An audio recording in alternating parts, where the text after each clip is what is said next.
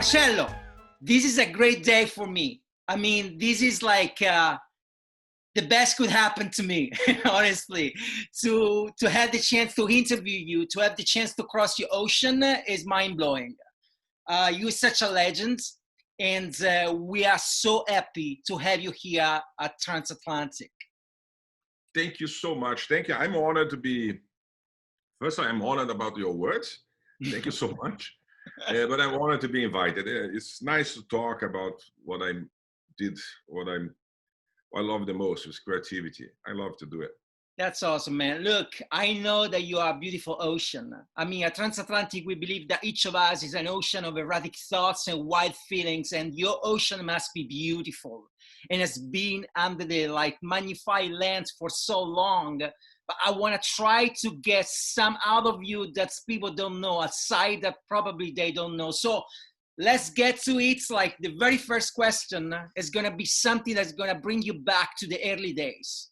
So crossing the ocean is something that you're very familiar with. Your career starts with a transatlantic journey.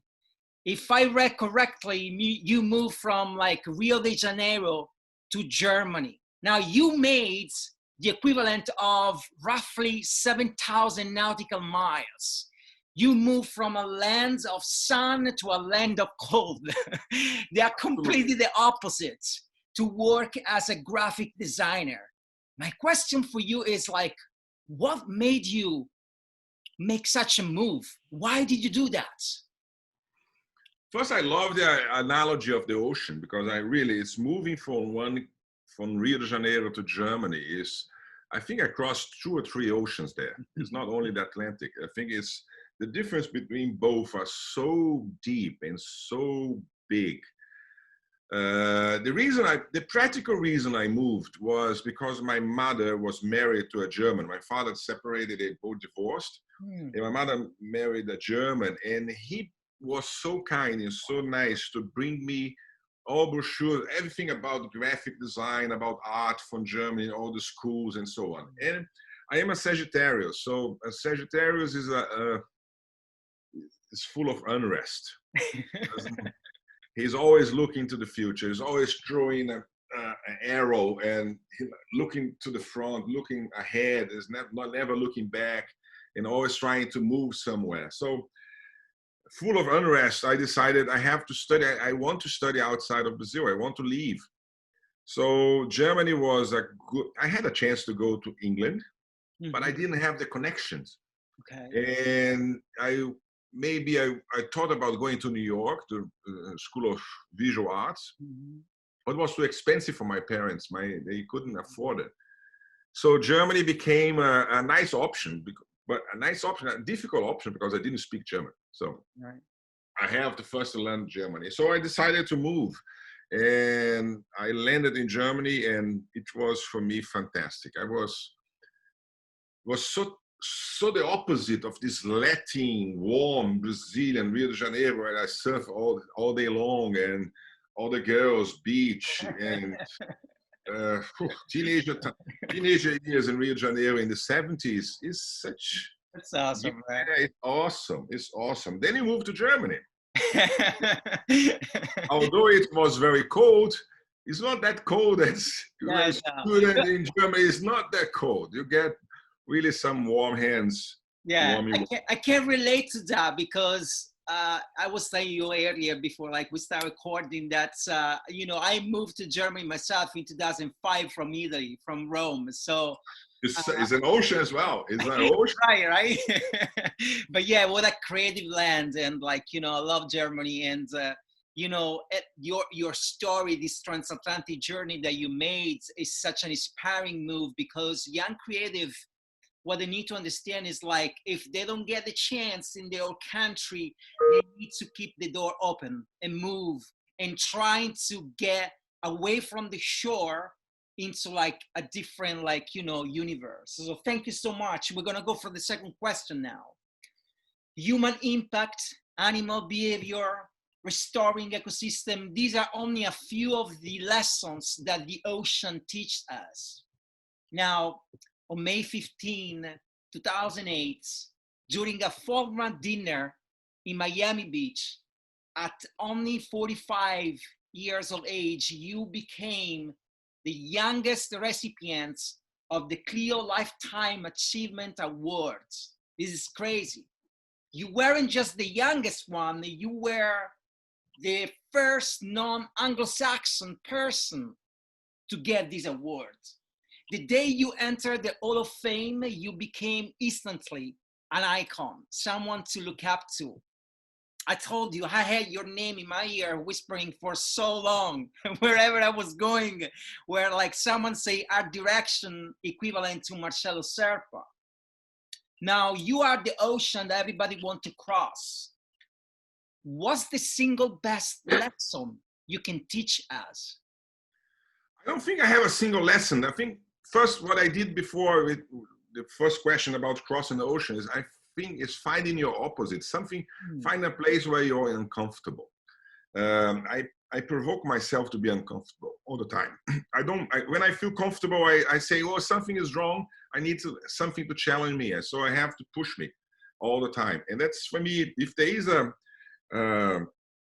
something that tries me, is this being uncomfortable. That's good. That's good. I like that. I like the concept, the notion of like, you know, pushing yourself to be uncomfortable is something that is very inspiring and it's useful, very effective. Normally, if you ask a guy from Rio de Janeiro, you move to Germany, I say, no way, never. I pushed myself to move to Germany and I found a completely new world over there. And you can actually, you kind of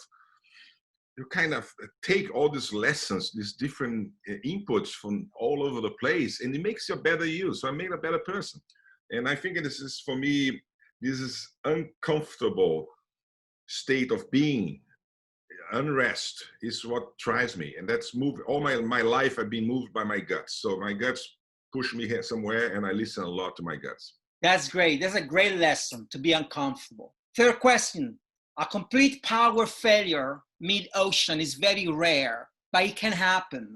Nowadays, like ships have all the best tools to recharge the battery, but sometimes in very rare events, it can happen that you completely like out in the open water without battery.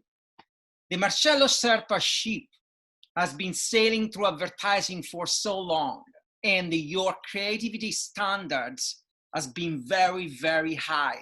My question for someone like you is, have you ever encountered throughout your career a moment where your creativity power went low, very low, or you didn't have it in you for a short moment? Let me, I don't want to play the humble card. I never had it. I never had it. Maybe the creativity that was coming out of me was not good enough, but I was creating all the time. That's a great insight.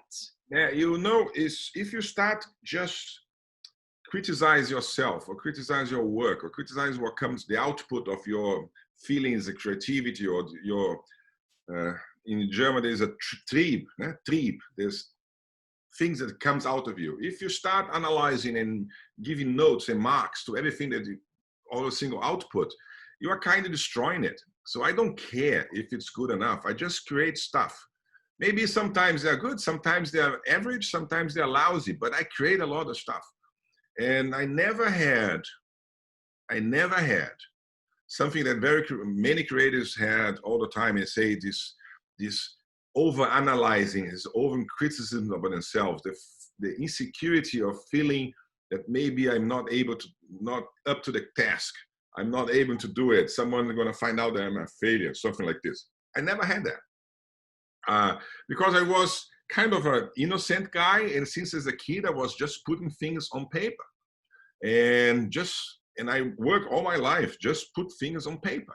And later on, decide if it's good or not, or maybe you should present to the client or not, but I'm producing a lot of stuff.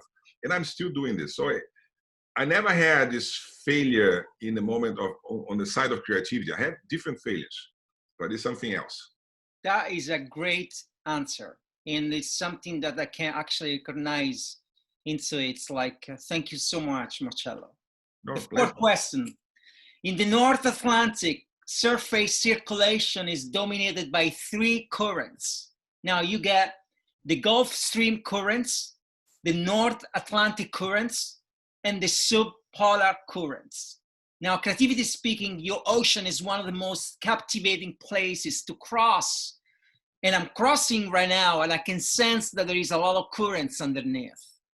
Now, tell me, would it be possible for you to tell me what kind of currents your ocean has? Oh, it's difficult. There is maybe two currents, maybe one on the surface and one deep inside. And on the surface is the easy one. It's a creative guy who is just sailing around and so on. Deep inside is a lot of, how can I say, I'm always searching for something very deep inside of me. So I try to connect with my deeper feelings all the time and trying to find there, very deep in the ocean, where I can actually bring something to the surface that is worthwhile. So I'm always trying to go down and bring something up. But everybody sees the current on the surface, but I'm always deep diving as much as I can to bring something special from down there. And sometimes I find it doing meditation, doing Jungian psychoanalysis, or I did it for 30 years, always deep diving. And sometimes something pops up out of nowhere, and I use this immediately for painting, for an image, for something. So sometimes I go conscious down there, and sometimes something just pops up, and I use this immediately because I think it's something interesting. That's awesome, man. Always deep diving. I will remember these words. Fifth question. The expression feeling blue comes from a custom that was practiced when a ship lost their captain. The ship will fly blue flags and have a blue band painted around the hull when she returned to the port. Now, advertising is a place where everybody's a ship, and there are a lot of ships and a lot of captains. And in 2020, because of the pandemic, because of the crisis, many captains have fallen. So there are a lot of ships waving blue flags everywhere. It's a very sad and tough moment. So my question for you is what kind of advice you can give to a young creative that tomorrow is going to start in advertising? It's a tough moment. It's not an easy moment. What kind of advice you can give them? I tell you, it's a feeling that I have for a long time before the pandemic, that something very deep and very strong is moving and shifting this whole industry to some place that we have no idea where it's going to go. And this is one of the reasons that 2015 over there, I decided to retire, but it's something else. If I could say, I have a feeling that a creative guy today, they have to have the ability to be creative in many, many disciplines at the same time. It's like a one-man band. Or if the guy, in the past, someone was specialized in doing something, the other guy is specialized in doing something, and you could live a very good life doing something specific or being very good on a specific field. But I think to survive today, and if the business is going down the way we used to know it, big agencies with big people, a lot of people, big creative departments, I think things are going to be smaller. Doesn't mean that you don't have places. It's going to be a lot of smaller things. And the more Renaissance man you are, the more things you can do, the more you can have an idea. You have to be able to shoot it, film it, record it, edit, prepare it, and air it.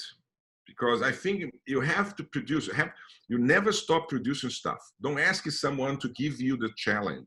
Go after the challenge. I think we used to be as creative people sitting in the creative department waiting for a briefing to come, and then you discuss with someone else, and then a planning guy, and then you call a director, and then you call a nice photographer, and then you call. Today, forget it. Yeah. You go, you have Instagram. Instagram is a whole world. You have Facebook. You have to produce. And the more you produce out of you, not waiting for someone to bring you something, a problem, go find yourself. And the more Renaissance man you are, the better chances you have for the future. That's awesome, man. That's such an insight and so helpful for kids these days that want to become like, you know, creative. I mean, like, you know, they want to study, they want to like, you know, get into this craft. This is like a priceless advice. Now, Thank you. You retired from advertising in 2015. Yeah. And you are one of the most magnificent vessels that harbor somewhere. And Thank now you. everybody wants to come and visit you. They want to explore your inside. They want to see what's like Marcello Serpa ship. Now, my question for you is like, I want to believe that the journey hasn't stopped yet. You have many other journeys inside you. Tell me, what's a day like in Marcello Serpa life? First, to keep the analogy alive, I crossed another ocean, the Pacific Ocean, all the way to Hawaii. And the reason I did that is, once again, I was full of unrest, and I decided to leave the agency because I just wasn't feeling fulfilled anymore. And if you don't feel fulfilled, you cannot create. You cannot live a happy life. You just rest your life or live your life on the top of your former achievements or on your past or in your name or your reputation. I think this is for me kind of boring. So I decided to sell my agency or part of my part of the agency and leave. And then I said, if I leave, I shouldn't stay in Sao Paulo, and I need a detox. So I go back to my deeper ocean and say, what I really like to do is something that I was doing for my pleasure all the time it was painting. And I was doing all of my side. I was drawing images and so on. And I decided to jump into the painting full time. So I paint all the time. And painting for me is kind of developing a poster, image, but on canvas, on acrylic and so on. And I always creating imagery or images that fulfill me. And sometimes, like I said before, something pops up and I draw it to say, this is good, I'm gonna paint it. And I have huge canvas and I start painting. And this is, for me, what makes me the most happy person ever. And the second thing is surfing. That's why I came to Hawaii, because I was from Rio since as a kid. I was surfing all the time. And while I was in Alma, I was in the business, I always have time to surf on the weekends or take a vacation and go to Fiji, to Maldives or Indonesia to surf. So now I'm surfing in front of my house, huge waves sometimes, get pounded sometimes, but I surf beautiful waves and paint. So it's, for me, at the moment, it works so well, but I know that it's gonna be, gonna finish in maybe 1 year and a half, because my visa is gonna finish. For practical reason. Surfing and painting. That's awesome. Yeah. Okay, look, like I can see the shore. So this is the last question, and your ocean it's truly amazing. So there is a question, is the 7th question that every guest received, and it goes like this: if there was a name for a wind that blows your sail, what would that name be? Can I name 2 winds? Oh yeah, sure. The first one is a wind that the first time I really got conscious about winds was in Rio, when the southwest wind came and changed the whole weather, and the surf was going to be good in the next day. So this is the first one. Then I got a second one. It was a wind that you might know him, is a wind that comes from Italy and lands in Germany, which is the föhn. The föhn is the wind that comes cold from Italy, goes up to the mountains, to the Alps, and forms a huge clouds, gray clouds and so on. And then it's cold. And the moment it goes on the top of the mountain, something strange happens. The sun, the mountain keeps the clouds, and the sun warms the wind. And the wind comes down the other side, warm. It's a completely difference, because normally the warm goes up and the cold goes down. This time is the cold goes up and goes warm down. And I remember when I was living in Munich, this wind had a lot of influence in the life of people. People had headaches or felt weird or felt the pressure because the wind was coming down from the mountains directly to the city. And something visually marvelous happened. You were sitting in Munich and suddenly you are drinking a coffee and you look to the mountains, you have the Alps, huge, big, they just come up. It's like a visual effect, and it was so amazing, beautiful. And that was, I love this. First, I like to have I love the idea of something coming from the south, from Italy, and landing on Germany and bringing warmth, which is sometimes for me is a symbol of, I'm a Latin guy, so I'm a Brazilian guy. So I felt sometimes much easier in Italy. The moment I came to Italy, I felt like coming home a little bit. Yeah. So the impression of having something warm coming from the south kind of have a very strong feeling, a very strong symbol for my life at that time. Man, look, I'm so grateful, blessed to have you, like, you know, on Transatlantic, and you've been amazing. Your journey is so inspiring, and you one of my best, like, you know, like my favorite, like, guest, and like, and certainly like one creative that I always look up to, not just because you're named after like Marcello Mastroianni, which is like, you know, one of my favorite actor, but thank you so much, Marcello. Thank you so much. Thank you so much. It was really a pleasure talking to you. I love the way you put it. I love the transatlantic metaphor, and I sail. So all the time, the ocean, I'm fine.